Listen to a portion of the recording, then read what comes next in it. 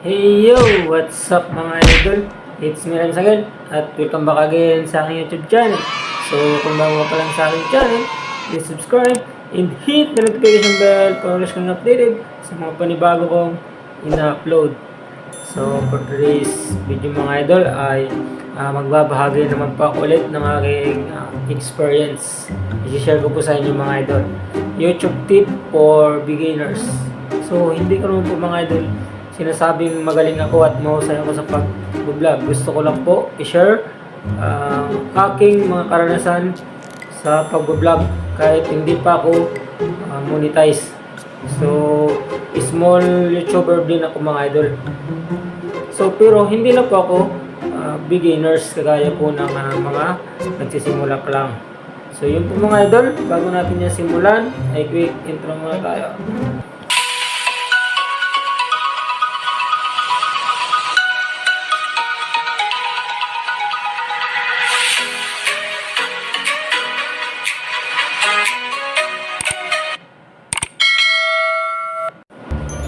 So ayun mga idol, YouTube tips for beginners.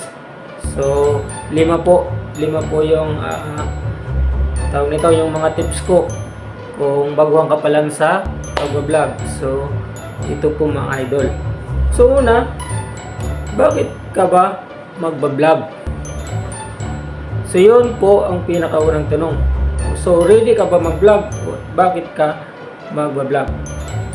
So, sa karanasan ko mga idol, ako po ay nainganyo mag-vlog kasi nakikita ko po sa YouTube, halos lahat ay nag-aasenso. Sa YouTube din sila kumikita.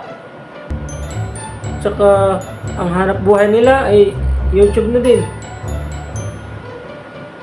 So, kaya nainganyo ako na mag-vlog. Pero mga idol, hindi lalaki yung channel ko kung ang iniisip ko lang ay ang kumita. So pangalawa pong iniisip ko din ay gumanda at maging confident ako sa halimbawa sa public speaking mga idol. So ganun po kasi mahihain po ako mga idol. So kaya po ako vlog mga idol. So una kumita, pangalawa maging confident ako sa aking sarili. So, mawala yung mahihayin ko mga idol. So, yun po ang una, bakit ka nga ba magbablog? So, ganun po. Pangalawa, research. So, mga idol, siyempre, mag-i-start ka mag-YouTube, gumawa ng YouTube channel. So, ang gagawin mo, magre-research ka ng paano ba gumawa ng YouTube channel 2025. So, yun. Paano ba mag-vlog? So, ganun mga idol. So, ano nga ba yun? Ang pangalawa, research. So, ang ginawa ko mga idol, nag-research ako paano gumawa ng YouTube channel. So, ganito lang pala mga idol. Siyempre, gagawa ka muna ng Gmail mo. Gmail account mo mga idol. So, yun po. Then, after that, ay i-connect mo po siya sa yung YouTube. Then, may nakalagay dyan, create channel. So, ganun po. Mag-research lang kayo kay YouTube kung paano ba gumawa ng YouTube channel. So, ganun po. Ganun po mga idol. So, syempre mga idol, alamin mo din dyan kung anong mga basics sa pag-YouTube. So, paano mag-edit. So, ganun po kung ano ang mga patakaran ni YouTube para kumita ka kay YouTube. So, yun po mga idol, at kung paano magsalita sa camera mga idol na hindi ka mahihiya, na confident ang iyong sarili na magsalita ka sa ganun sa camera. At then, i-research mo din dyan kung paano ba mag-click ang iyong YouTube channel.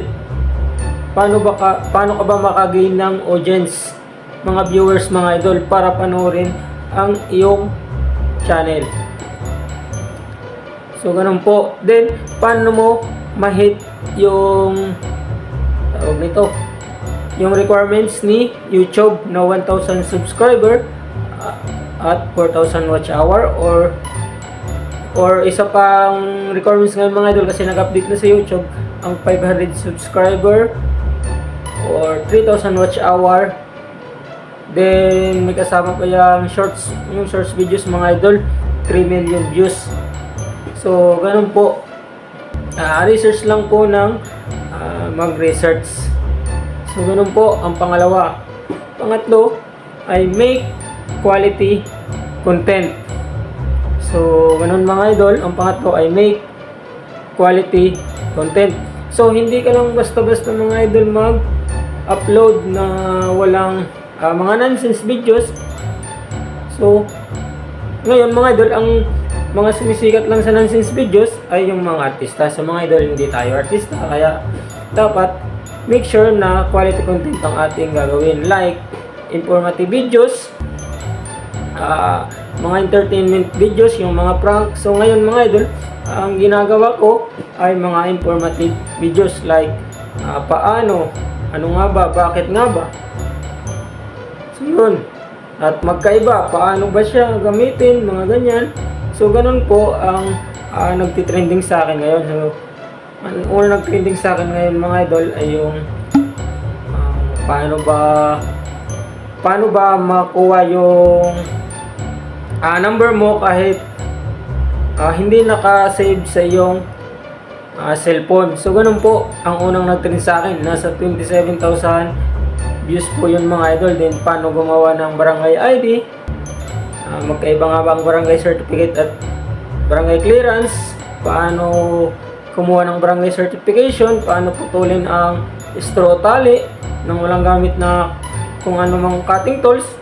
So ganun po mga idol ang trending na video sa akin. So dapat make sure quality content ang gagawin mo para mag-boom agad ang iyong channel, para makagain ka ng audience, para ma-hit mo yung 1,000 subscriber at 4,000 watch hour mga idol. So ganun po, ma-hit mo yung requirements ni YouTube para masahudan ka dito. So pangapat po mga idol ay effort.